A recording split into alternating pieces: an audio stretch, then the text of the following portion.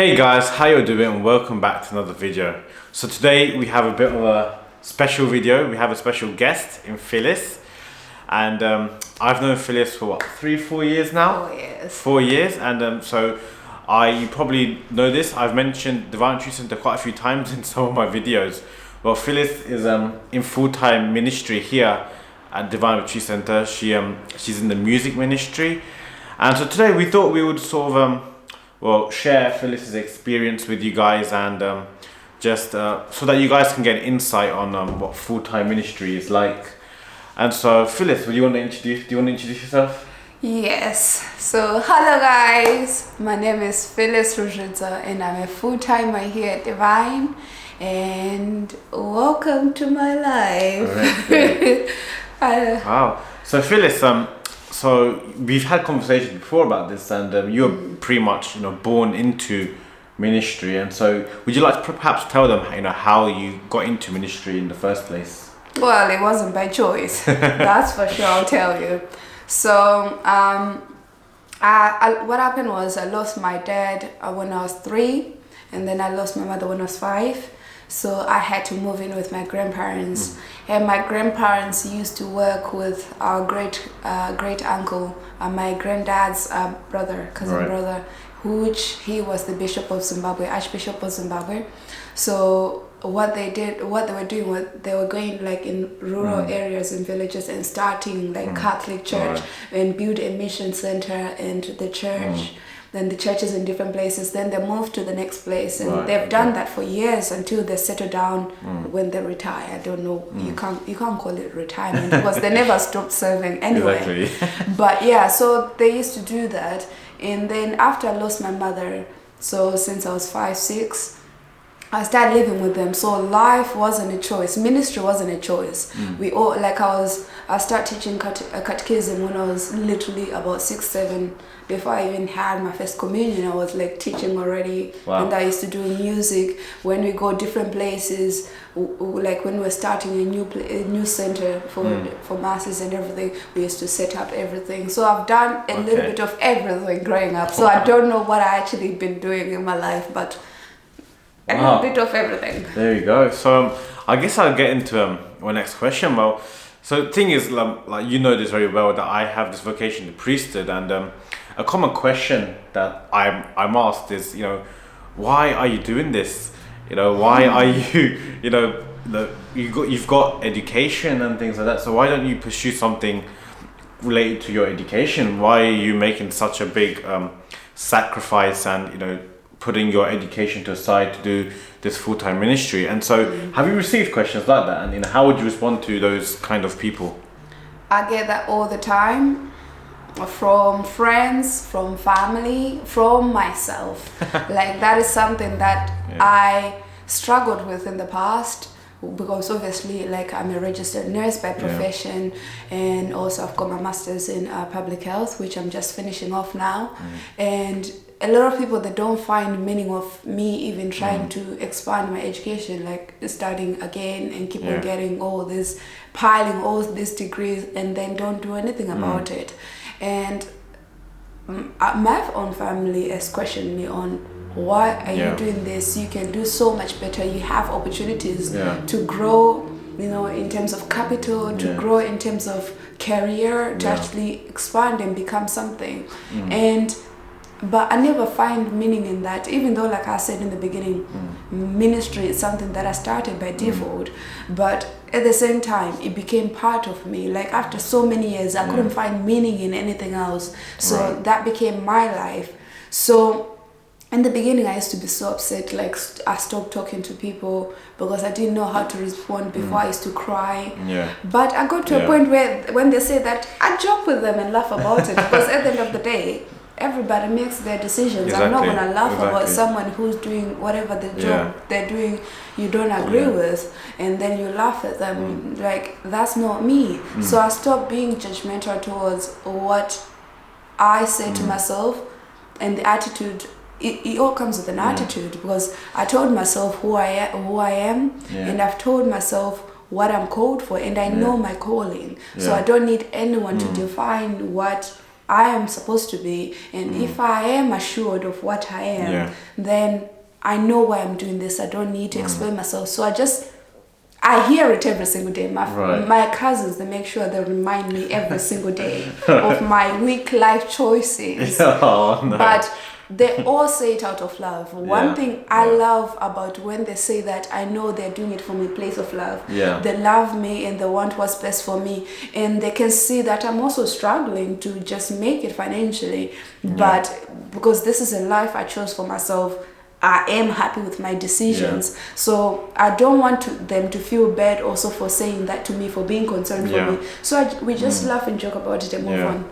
I think, just as you said that, a scripture that comes to my mind is when our Lord says, many are called and few are chosen. And so when God calls you to live such a radical life, because leading ministry is leading a radical life. It's humanly speaking, sometimes it just makes no logical sense. It doesn't. Because you have, like I said, you have a degree. You have the possibility of having a secure life, with your own place, and so when you all of a sudden you're going to tell someone, I have decided to sort of push it to a side, they won't understand that often, and sometimes you just don't have the words to explain your decisions, to explain why you've made this kind of choice. But I guess that's the sacrifice that comes with following the Lord, because when the Lord calls us to a radical life, it's also a life that's not going to be easily understood except you and God, because when God called you, He called it directly. He gave you that calling directly to you, so you know God and God knows you, and so I guess that's something that we need to prepare for, right? This sense of misunderstanding, and so certainly for me when I was called to the priesthood, so many people were questioning me, questioning my choices. Some people thought I was completely throwing my life away doing this, but that's why it looks like it does look like that. And to be honest with you, I don't blame them. And like you, a lot of them say it out of a place of love. But when I told them about how I got to where I am, how I received this calling, they were at level, they're like, okay, fine, okay, if God has called you this way, fine, then go with it. But then but they were still like, how is that possible? It just doesn't make sense. It's not a journey for them to understand anyway. It's not a journey for anybody to actually understand, and that's something that I learned over the period of time, that I decided, because I was trying to prove to everybody that this is what I want, I am happy. But then we know in ministry you're not always happy. There's so many things that goes on within the ministry, the struggles you have to face as well, and your family having to see that, the people who love you have to see you go through that. Then they keep on reminding you of how weak your decisions are. This is why I put myself in a place where I don't explain myself to anybody. I don't justify myself to anybody, because I know my intention is not to battle with anybody that I'm right about my decisions, but to just do what I'm called to do. Because when God called us, like in Hebrew, when God calls you, it's called Lech Achrai. He says, come follow me.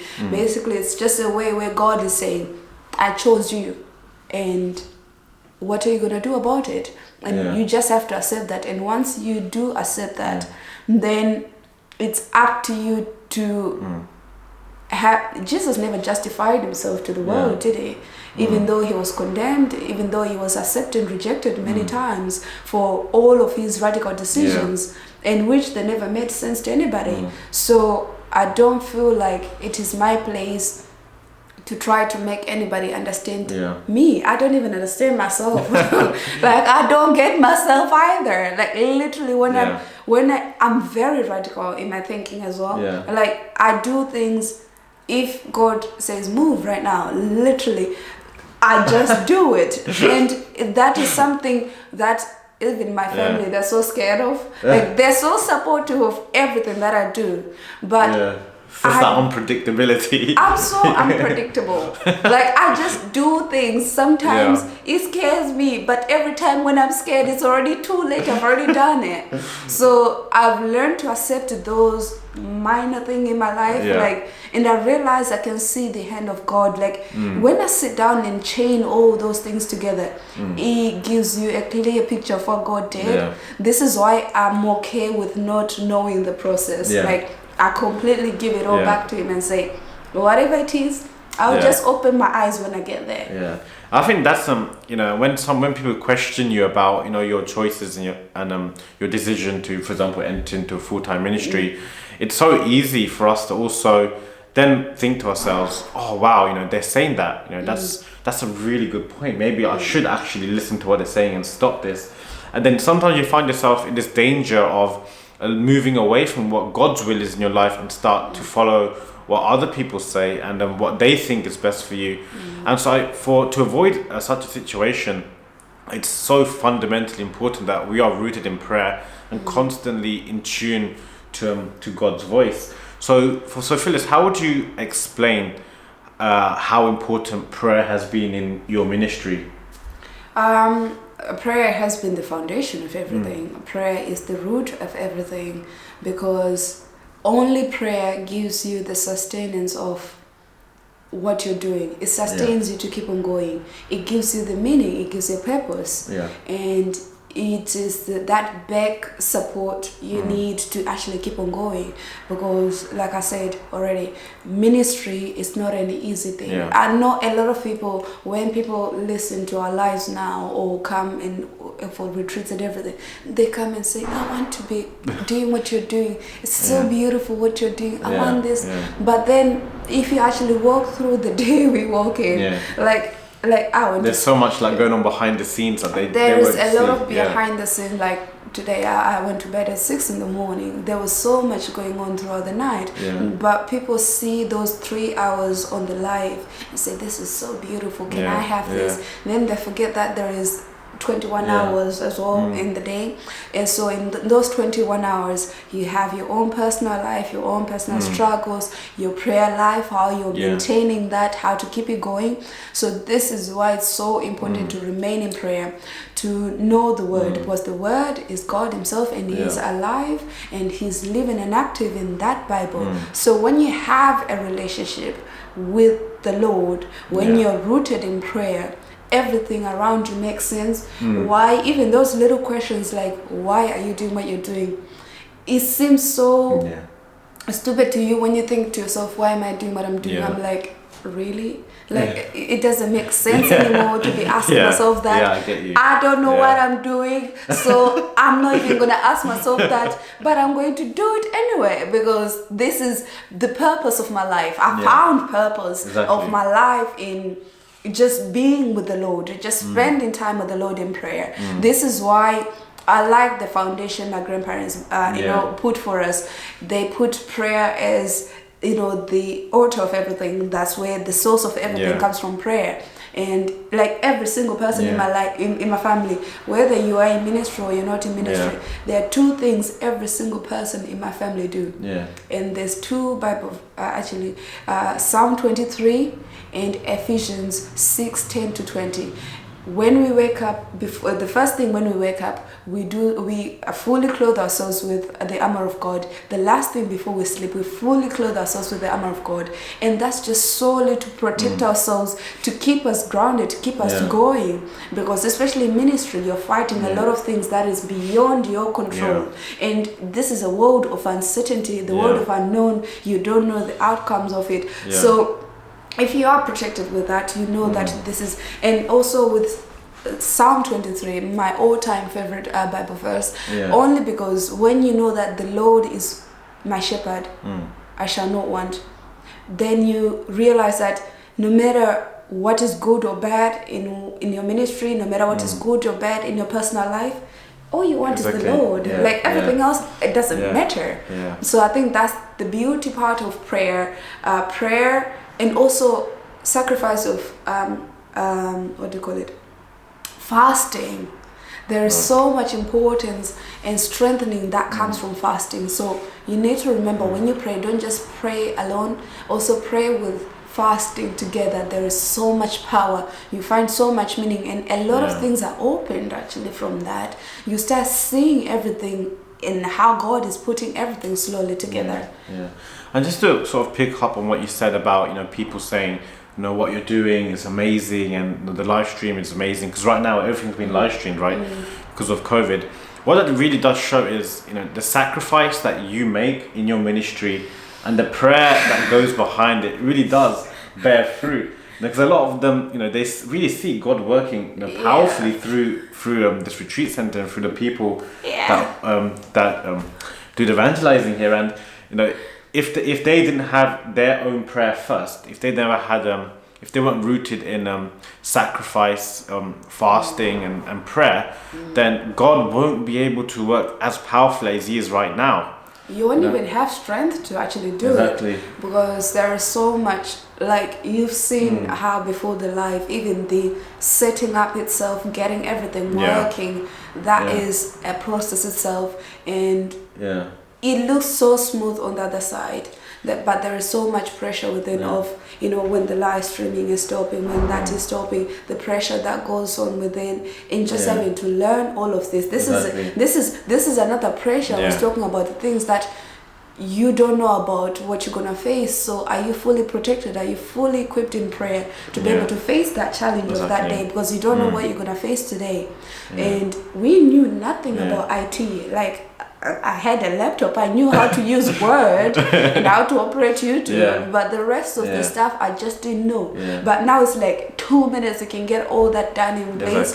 So everything is a learning process, and that all comes with really a place of prayer. And I have to thank our intercessor team, because we have the best intercessor team ever here at Divine.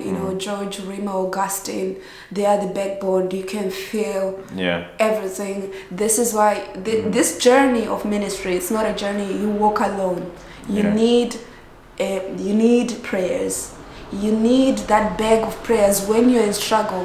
When you're struggling, you're so spiritually, because you also go through the season of spiritual dryness, even when you're within ministry, because a lot of things can get a little bit overwhelming. Like sometimes it's like the attention, you might feel like, ooh, then you actually get lost within that. And sometimes the pressure of actually getting things done, like you don't know how to do it and you have to get it done. That also can be overwhelming too.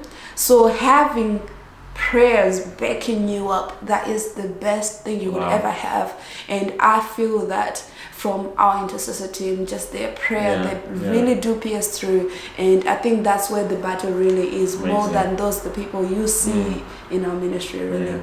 Wow, amazing. And thank you so much for sharing all of that, because I'm sure there'll be so many people out there watching that feel inspired to do full-time ministry.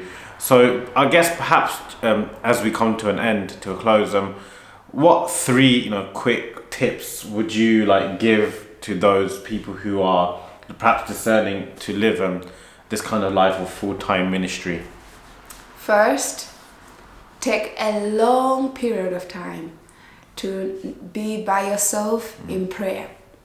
That's the first thing, because until you fully equipped yourself in prayer, you won't be able to make the decision. It will be just a rational decision based on the feelings, what you feel or what you desire. But you also need to be aligned with if God really wants this for you.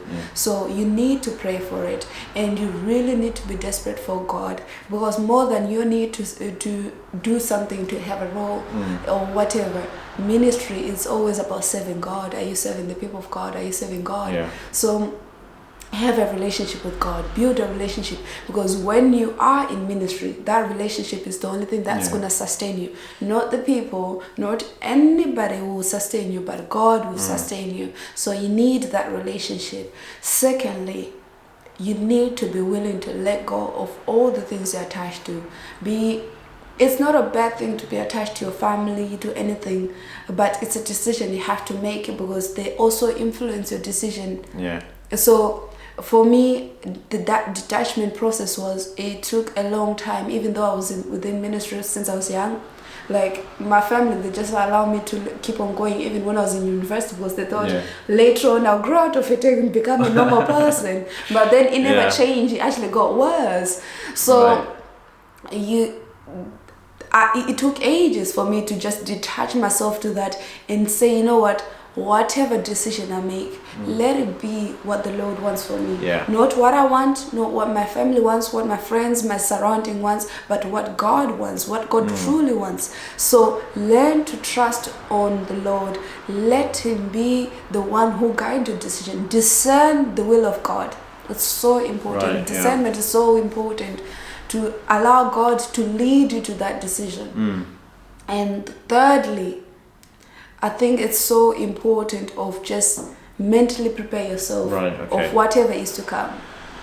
Whatever may come, just tell the Lord, I'm truly yours. I'm serving you with all that I have. Serve the Lord with all that you have. And do not look to your left or to your right, what is the other person is doing, because that will be your downfall. A lot of people I've seen crying and not being able to enjoy the life of ministry, because people, they feel like there's no joy in this. There is so much joy in serving the Lord, but they don't find that happiness within, because they go into ministry looking for recognition.